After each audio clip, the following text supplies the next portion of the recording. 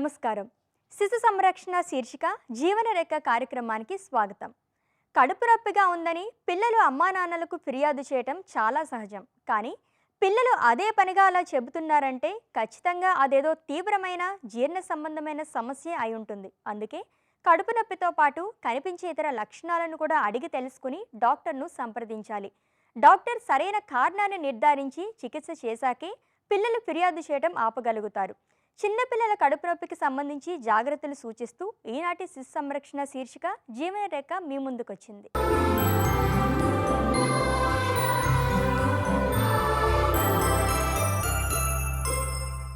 పిల్లలకు కడుపు నొప్పి రావడానికి అనేక కారణాలు ఉండవచ్చు. అందులో ప్రధానమైనది జీర్ణాశయ సమస్యే. దానితో పాటు రకరకాల లక్షణాలు కూడా కనపడతాయి.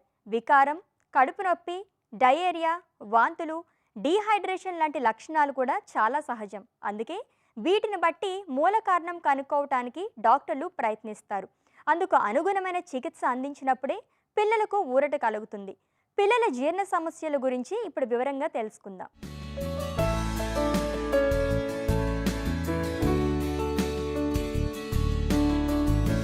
పిల్లల్లో జీర్ణ సంబంధమైన అనేక లోపాలు గమనించవచ్చు. జీర్ణకోశంలో అదనపు తెల్ల కణాల వల్ల వచ్చే సమస్య చాలా ముఖ్యమైనది. దీన్ని ఈజీఐడి అంటారు.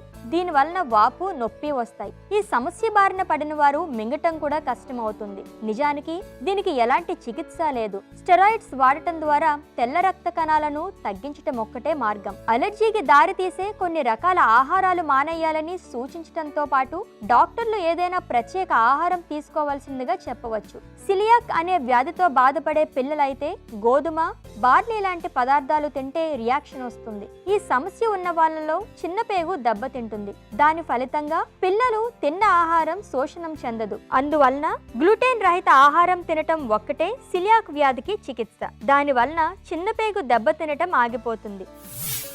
పిల్లలకి చాలా సార్లు పొట్టనొప్పి అంటుంటారు. అది నిజంగా వాళ్ళకి పొట్టనొప్పి ఉందా, పొట్టనొప్పి ఉంది అని అంటున్నారా అనేది కూడా ప్రశ్నిస్తుంటారు పెద్దవాళ్ళు. ఎందుకంటే డాక్టర్ దగ్గర తీసుకుపోయినా ఏమీ లేదంటారు, అల్ట్రాసౌండ్ స్కాన్ చేసినా ఏమీ లేదంటుంటారు. అది ఎందుకయ్యా అంటే పిల్లల్లో పొట్టనొప్పి చాలా కామన్. ఈ దేని కారణంగా అంటే ఒకటి ఆ మామూలుగా జరిగేటువంటి పేగుల చలనం కూడా వాళ్ళకి నొప్పి కలిగించవచ్చు.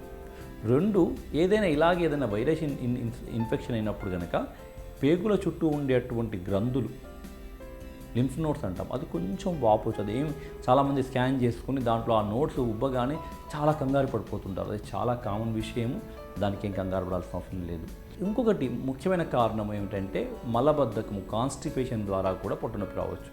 కాన్స్టిపేషను ఎందుకు అవుతుంది అంటే సరైన ఆహారంలో సరైనటువంటి పీచు పదార్థం తీసుకోకపోవడము, అంటే ఫైబర్ ఉన్నటువంటి ఫుడ్ తీసుకోకపోవడము, తర్వాత రిఫైన్డ్ ఫుడ్, బేకరీ ఫుడ్ ఎక్కువ తీసుకోవడము, వాళ్ళ క్రమ పద్ధతిలో టాయిలెట్ పోవడము, అంటే మోషన్కి రోజు ఉదయం లేవగానే లేదంటే సాయంత్రం ఒకసారి క్రమ పద్ధతిలో పంపించకపోవడం చేయడం ద్వారా ఆ అలవాటు రాకుండా. ఇంకొక ముఖ్యమైన విషయం, ఈ రోజుల్లో పిల్లలు ఏం చేస్తున్నారంటే వాళ్ళ ఆటల్లో నిమగ్నం అయిపోయి, అది ట్యాబ్లెట్ అవ్వండి, ఫోన్ అవ్వనివ్వండి, టీవీ చూడడం కానివ్వండి, వీటిలో నిమగ్నం అయిపోయి వారికి మోషన్ వచ్చినప్పుడు దాన్ని పోస్ట్పోన్ చేస్తున్నారు. అది కూడా మంచి పద్ధతి కాదు. వీటన్నిటి కారణంగా కూడా కాన్స్టిపేషన్ లేదా మలబద్ధకమైనటువంటి ప్రాబ్లం పిల్లల్లో ఎక్కువ అవుతుంది. ఇలా మలబద్ధకం అయినప్పుడు కూడా పొట్టనొప్పి అవుతుంది. కాకపోతే అప్పుడు మేము చూడాల్సి ఉంటుంది, చూసి బిడ్డకి సరైనటువంటి పరీక్షలు చేయించాల్సి ఉంటుంది. అంటే జనరల్గా ఎక్స్రే అవి కూడా ఏం అక్కర్లేదు, నాకు చూసి తెలిసిపోతుంది. ఇంకొక ముఖ్యమైన విషయం అంటే మలబద్ధకము, కాన్స్టిపేషన్ పిల్లల్లో ట్రీట్ చేయడం చాలా ముఖ్యం. ఏ బిడ్డకైతే కాన్స్టిపేషన్ ఉంటుందో, ఏ బిడ్డకైతే మోషన్ రెగ్యులర్గా ఉండదో, గడ్డలుగా వస్తుందో, ఆ బిడ్డకి యూరిన్ ఇన్ఫెక్షన్ వచ్చేటువంటి రిస్క్ ఎక్కువగా ఉంటుంది. ఎందుకంటే అది ఆ మూత్రాశయం మీద ఆ ప్రెషర్ ద్వారా భారం పడడము అలా జరిగి ఇన్ఫెక్షన్ వచ్చడానికి అవకాశం ఉంటుంది. కాబట్టి యూరిన్ ఇన్ఫెక్షన్ రాకుండా చూసుకోవడానికి, మలబద్ధకం లేకుండా చూసుకోవడం కూడా చాలా ముఖ్యము.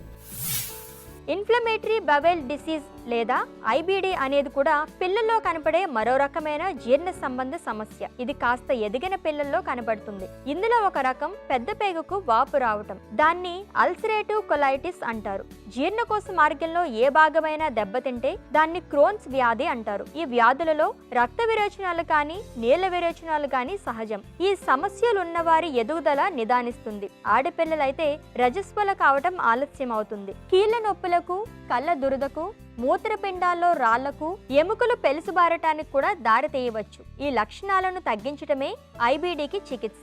ఆహారంలో మార్పులు సూచించడంతో పాటు డాక్టర్ కొన్ని మందులు వాడాలని కూడా చెప్పవచ్చు. పెద్దపేగు వాపు సమస్య తీవ్రంగా ఉంటే ఆసుపత్రిలో చేర్చి సర్జరీ చేయాల్సి రావచ్చు. చిన్నపేగు మూతపడటం అన్నది మరో సమస్య. దీనివల్ల జీర్ణ మార్గంలో అవరోధం ఏర్పడుతుంది. ఇది బాగా చిన్నపిల్లల్లో కనిపించే సమస్య. ఇది ఒక్కోసారి చిన్న పేగును చించే ప్రమాదం కూడా ఉంది. దీనికి నిర్దిష్టమైన కారణాలేంటో తెలియవు. నీటి లేదా గాలి ఎనిమా ద్వారా చిన్న పేగు యథాస్థితికి చేరేటట్టు చేయటమే దీనికి చికిత్స. అది కుదరకపోతే సర్జరీ చేస్తారు. మరి మలబద్ధకం జీర్ణశక్తిని ఎఫెక్ట్ చేస్తుందా అంటే కొంతవరకు చేస్తుందని చెప్పాలి. కానీ మెజారిటీ ఆఫ్ ద టైం ఈ పిల్లలకి ఎటువంటి మందులు అవసరం ఉండదు. కానీ ఏ రకమైనటువంటి ఆహారం తీసుకుంటే బిడ్డ యొక్క జీర్ణశక్తి పెరుగుతుంది అని మీరు అడగొచ్చు. దానికి తాజా కూరగాయలు, చక్కటి పండ్లు, అదేవిధంగా డ్రై ఫ్రూట్స్ ఇవి తినడం ద్వారా బిడ్డకి ఇంకోటి ఏంటంటే వెరైటీ ఉండాలి ఫుడ్లో. అంటే ఆ రకరకాల కాయగూరలు, రకరకాల పండ్లు.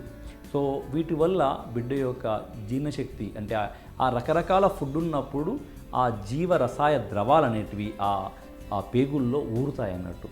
ఇకపోతే ఎటువంటి పదార్థాల వల్ల ఇబ్బంది, ఎటువంటి ఆహార పదార్థాల వల్ల ఇబ్బంది అంటే జనరల్గా జంక్ ఫుడ్. సో మీరు రిఫైన్డ్ బేకరీ టేస్ట్గా ఉంటాయి కానీ ఎప్పుడో ఒకసారి పర్వాలేదు. కానీ అదే పనిగా తిన్నట్లయితే దాని ద్వారా ఈ రిఫైన్డ్ ఫుడ్ ద్వారా ఏమవుతుందయ్యా అంటే ఈ పేగుల చలనం తగ్గిపోతుంది. సో జీర్ణశక్తి వల్ల ఎదుగుదలకి ఇబ్బంది ఏర్పడుతుందా అంటే ఒకవేళ జీర్ణశక్తి గనక సరిగా లేక ఆ బిడ్డ బరువు పెరగడు. తర్వాత ఇందాక అనుకున్నట్టు మనం ఆ విరోచనాలు అంటే గ్రీజ్ లైక్ మోషన్స్ ఉండడము, బాగా ఆ మలద్వారం చుట్టూ ర్యాష్ రావడము, తర్వాత ఆ బిడ్డ ఎముకల గూడులాగా తయారు కావడం అంటే బాగా స్కిన్నీగా అయిపోవడం జరుగుతుంది. సో బిడ్డ ఎదుగుదల ఉండదు. మనం ఇందాక చెప్పుకున్నట్టు బిడ్డ పెరుగుతున్నట్లయితే హుషారుగా ఉన్నట్టు, బక్కగా ఉండడం వేరు, బరువు పెరగకపోవడం వేరు. కొంతమంది పిల్లలు పొడుగ్గా ఉండి కింది స్థాయి బరువులో పెరుగుతూ పోతుంటారు. అది ముఖ్యం, అది ప్లాట్ చేయాలి. చాలా సాధారణంగా పిల్లలు అంటే సార్ బక్కబడిపోయాడు సార్, అసలు గంటనే లేదు సార్, అందరు చూసి బక్క ఉంటారు. కానీ అలా కాకుండా ఒక ఆబ్జెక్టివ్గా ఒక నిర్దిష్టంగా వాళ్ళ యొక్క గ్రోత్ చార్ట్ మీద మనం ప్లాట్ చేసి చూడాలి.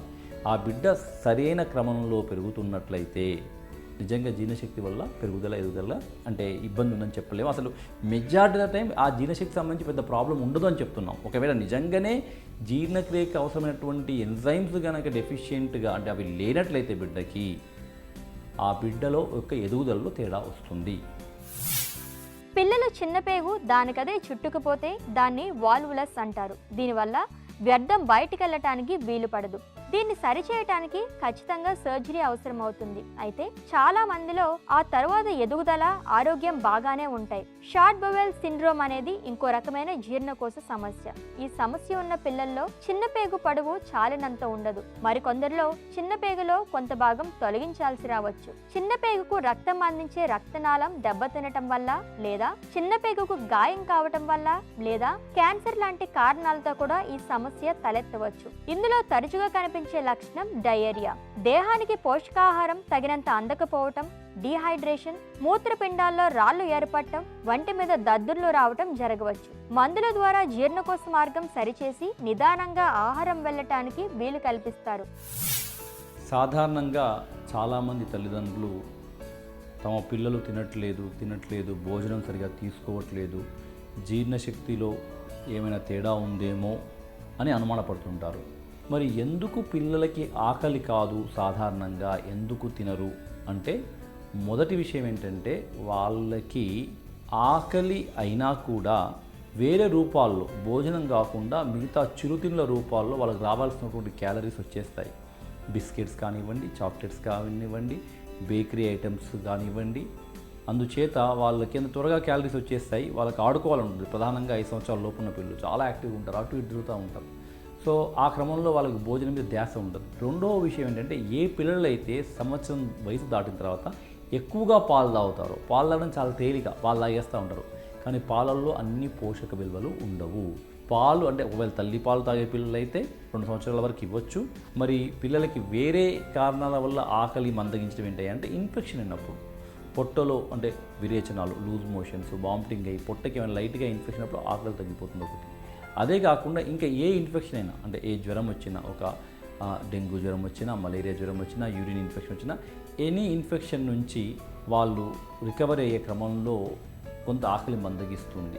జీర్ణశక్తికి సంబంధించి పిల్లలకు ఎటువంటి ఇబ్బంది ఉండదు. ఒకవేళ జీర్ణశక్తియే సరిగా లేనట్లయితే పిల్లలు తీసుకున్నటువంటి ఆహారం పూర్తిగా జీర్ణం కావడం లేదు, డైజెస్ట్ కావడం లేదంటే వాళ్ళకి మిగతా లక్షణాలు ఉంటాయి. ఏంటివయ్యా అంటే బాగా విరేచనాలు కావడం.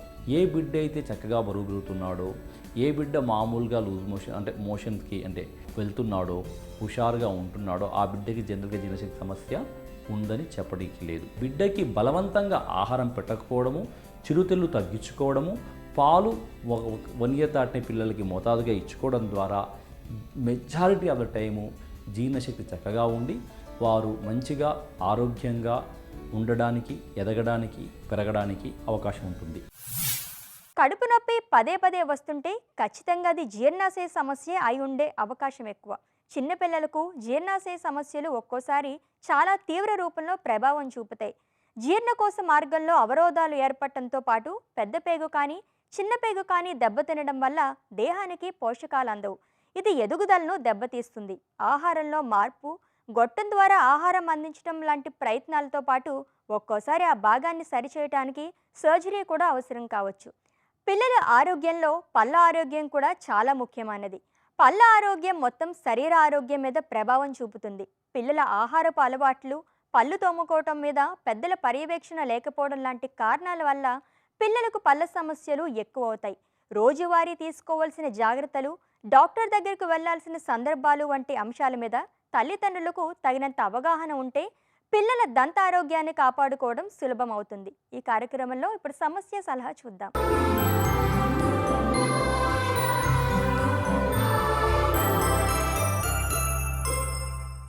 డాక్టర్ గారు, పరిమళ గారు ఇలా అడుగుతున్నారండి.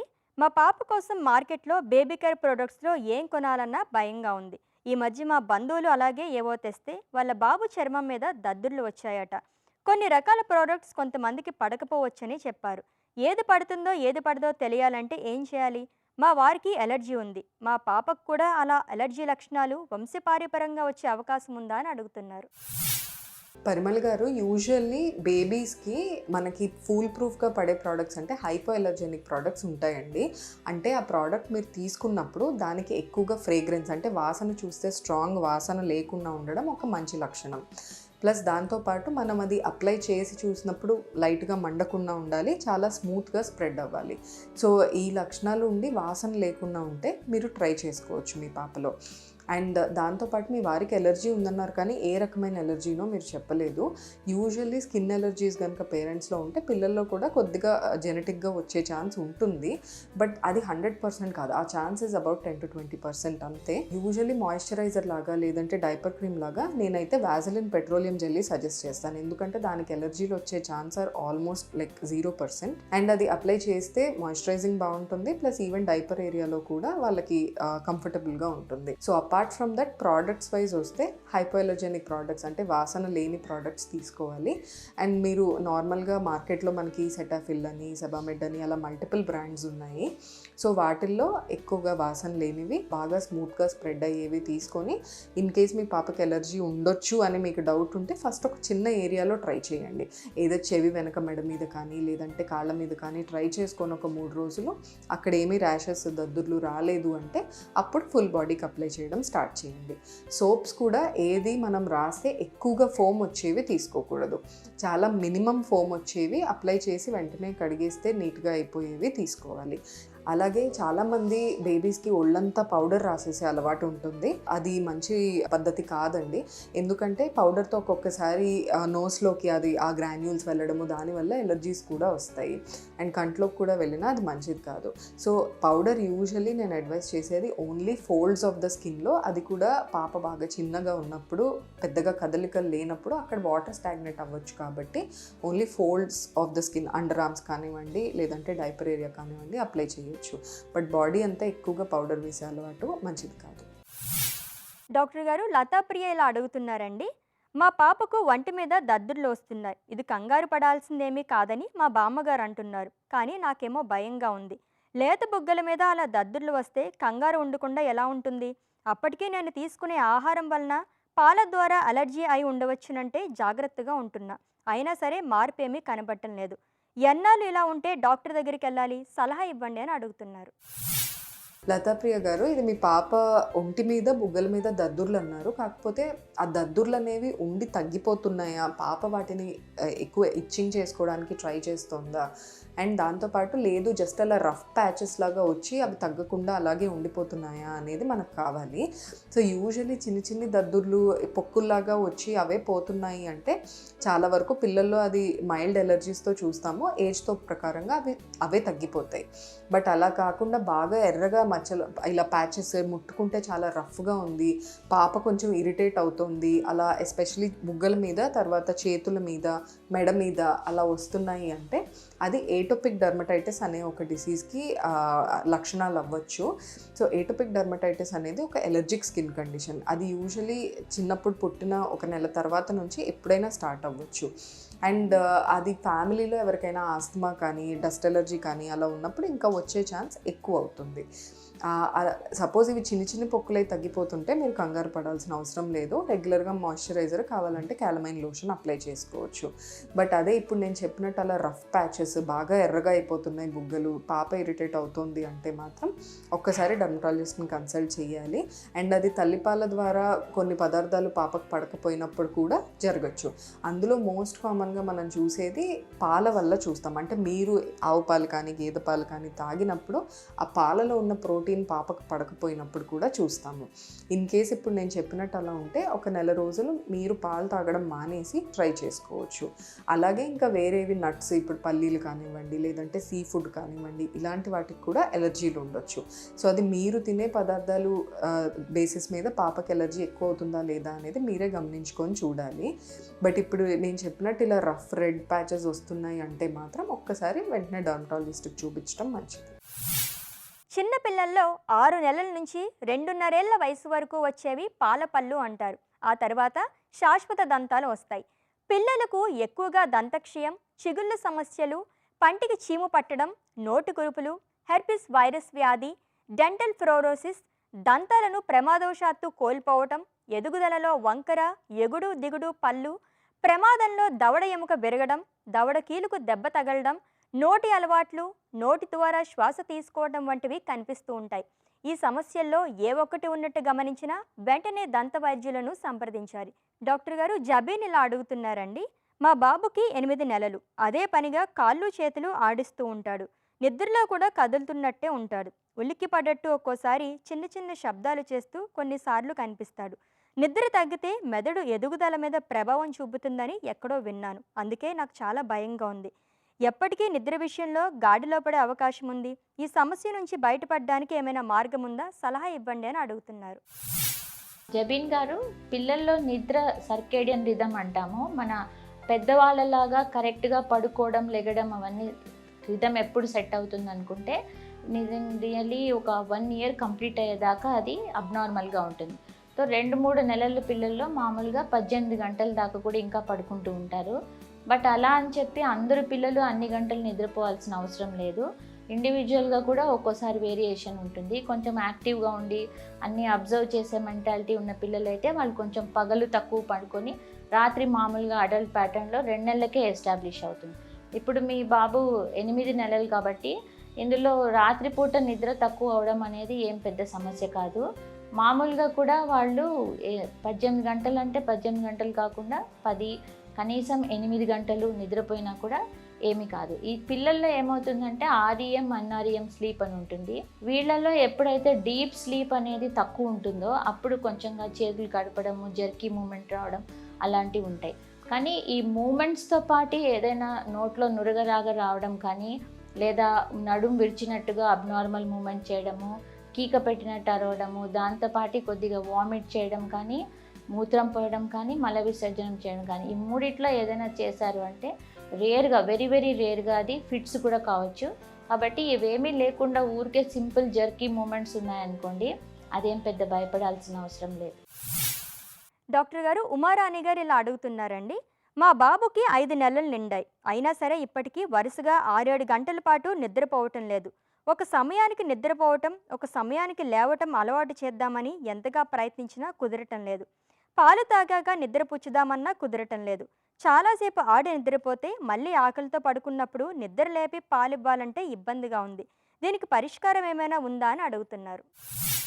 ఉమారాణి గారు, 5 months పిల్లల్లో మనం నిద్ర సెట్ చేయడం కానీ లేదా ఆహారం టైం సెట్ చేయడం కానీ అనేది పర్టికులర్ టైంలోనే తినిపించడం, అప్పుడప్పుడే నిద్ర పుచ్చడం అనేది చాలా తప్పు. వాళ్ళని ఇండివిజువల్గా, వాళ్ళ తర్వాత ఇండిపెండెంట్గా వాళ్ళకి ఎలా కంఫర్టబుల్గా ఉంటే అలా పాలు తాగిన వెంటనే ఆడుకోవాలి అనిపిస్తే వదిలేయాలి. దాన్ని నిద్ర వచ్చినప్పుడే పడుకోబెట్టాలి. మనం దాన్ని ఎక్కువసేపని కానీ లేదా ఇన్ని గంటలు పడుకోలేదని కానీ చేయాల్సిన అవసరం లేదు. అన్నిటికీ క్రైటీరియా సరిపడే ఆహారం తీసుకుంటున్నారా లేదా, సరైన వెయిట్ గెయిన్ ఉందా లేదా, ఎదుగుదల ఉందా లేదా, డాక్టర్ దగ్గరికి వెళ్ళినప్పుడు మనము ఆ నెలల ప్రకారం వాళ్ళలో గ్రోత్ సరిపడా ఉంది అనుకుంటే ఇంక వాళ్ళు నిద్ర తక్కువ ఉన్నా ఏం వరీ కాక్కర్లేదు. ఎప్పుడైతే వాళ్ళు బాగా యాక్టివ్గా ఉండి వెయిట్ గ్రోత్ ఉంది, లెంగ్త్ పెరుగుతున్నారు, ఫుడ్ డైజెస్ట్ చేసుకుంటున్నారు అన్నప్పుడు మనం దాన్ని ఆల్టర్ చేయాల్సిన అవసరమే లేదు. ఆ బేబీకి ఏది కంఫర్టబుల్లో అలానే చేసి సరిపడే నిద్ర, ఆహారం తీసుకునేటట్టు చూడండి. మీరు దాన్ని ఆల్టర్ చేయొద్దు. 5 months అంటే చాలా తక్కువ టైము. కనీసం 8 to 9 months వచ్చేదాకా మనం ఏమీ దాన్ని సెట్ చేయాల్సిన అవసరం లేదు. దంతాల చుట్టూ అంటుకుపోయే కేకులు, స్వీట్లు, చాక్లెట్లు వంటి అతి మెత్తని పదార్థాలను తినకూడదు. ఆహారం తిన్న వెంటనే నోరును నీటితో పుక్కలించాలి. ఇంకా పదార్థాలు పళ్ళను అంటి ఉన్నాయనిపిస్తే బ్రష్ చేసుకోవాలి. నిర్ణీత సమయాల్లో క్రమం తప్పకుండా ఉదయం, రాత్రి బ్రష్ చేయాలి. 6 నెలలకు ఒకసారి దంత పరీక్షలు, 2 ఏళ్లకు ఒకసారి గార తొలగించే స్కేలింగ్ చేయించాలి. కనీసం 6 నెలలకు ఒకసారి బ్రష్ మార్చాలి. 6 ఏళ్లు దాటిన తర్వాత మౌత్ వాష్ వాడకం పిల్లలకు నేర్పించాలి. దీనివల్ల క్యావిటీలను నివారించడం కుదురుతుంది. ఇది నేటి శిశు సంరక్షణ శీర్షిక జీవనరేఖ. మరో కార్యక్రమంలో మళ్ళీ కలుద్దాం. అంతవరకు సెలవు. నమస్తే. మీ ఆరోగ్య సమస్యలను, సందేహాలను మాకు పంపించవలసిన వాట్సాప్ నంబర్ 87905 97766.